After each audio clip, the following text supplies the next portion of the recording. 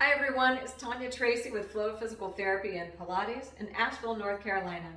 And I'm back again with another Feature Area Friday.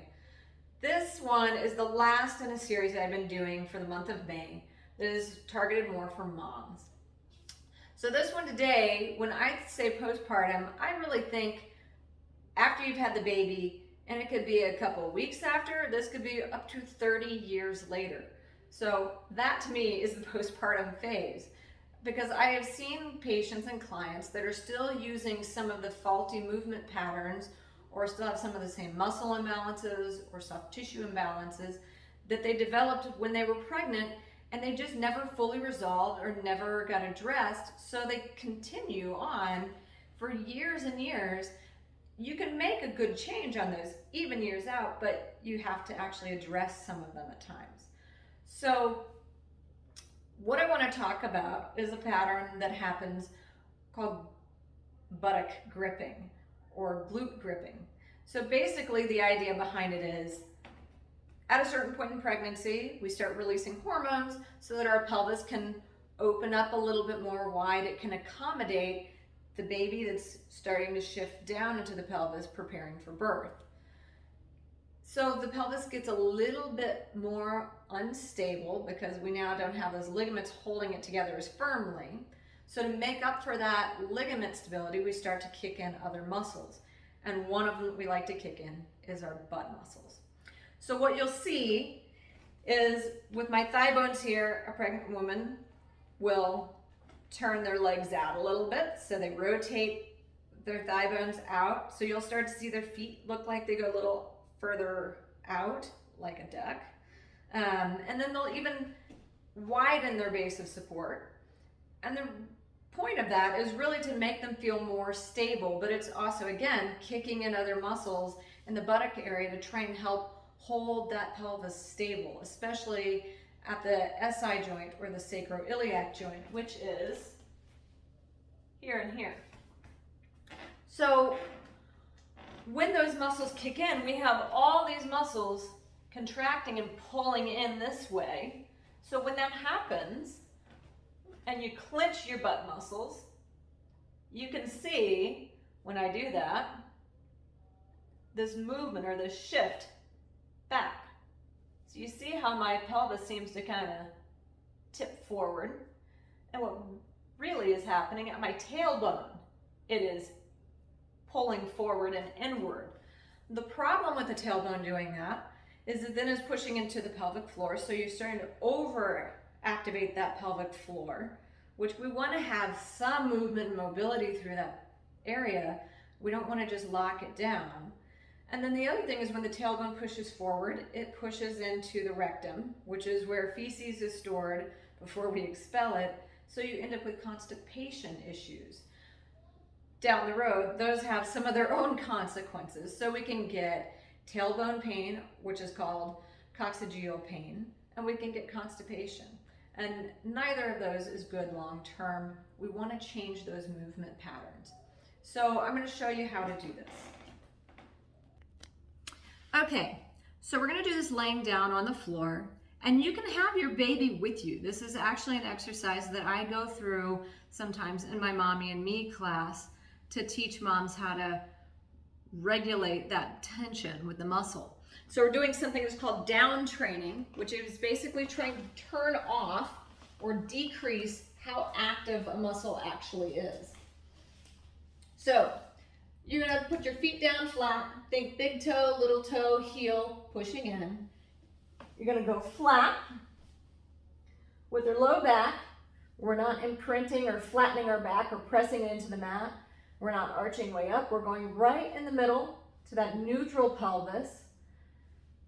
And if you're using your baby during this exercise, you can have them on your chest. You could have them face down with their head here to work on some tummy time. Or you can flip them up so they can face the ceiling. Same thing, you could put their head on your chest so they can hear you and your heartbeat. Or if they're getting to the point where they can have a little bit more trunk stability and they can sit supported, you can sit them on your rib cage holding onto their sides, or if you want more of a challenge, sit them right there just in front of the hips on the pelvis bone. So this is how you can have your baby active with you and not have to carve out so much time. So you're going to contract or tighten or put some tension or lightly hug your bladder, however you want to think about it. This is that lower abdominal or that transverse abdominis contraction that I've talked about in other videos. So you're going to contract and then just relax. So feel that a couple times and then relax. So the next step, you're going to take a nice big inhale, and then on the exhale, contract your abs, press through your feet, lift your hips up. You're not arching, belly's not going to the sky, you're keeping thigh level with your torso. From here, you're going to inhale and relax your butt without dropping your hips, and then back down. So again, inhale, exhale, contract the abs and lift.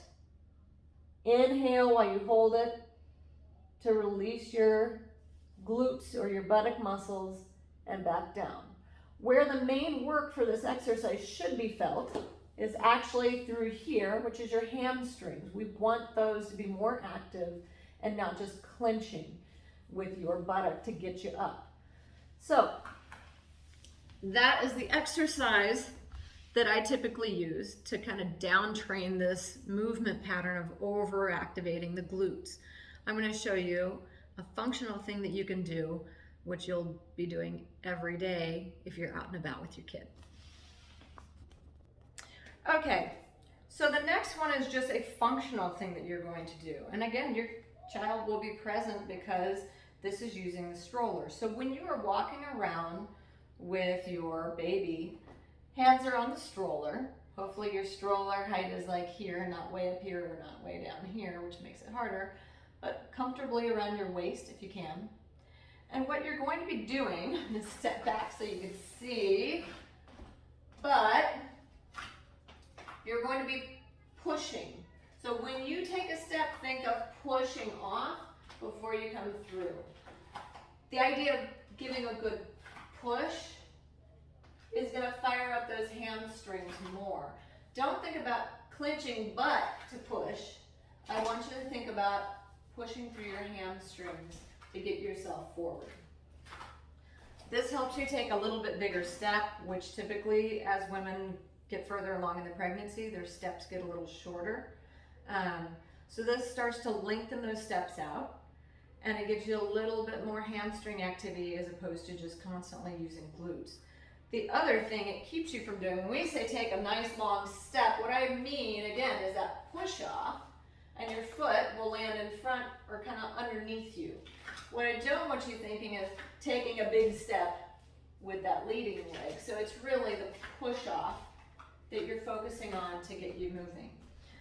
So not everybody is going to do this every single time. We're busy moms. We have other things on our mind. We're sleep deprived at times, especially when you're a new mom. So don't beat yourself up if you don't get to these, or if you forget to take that push off big step when you're using the stroller, but just when you can, try and get them in.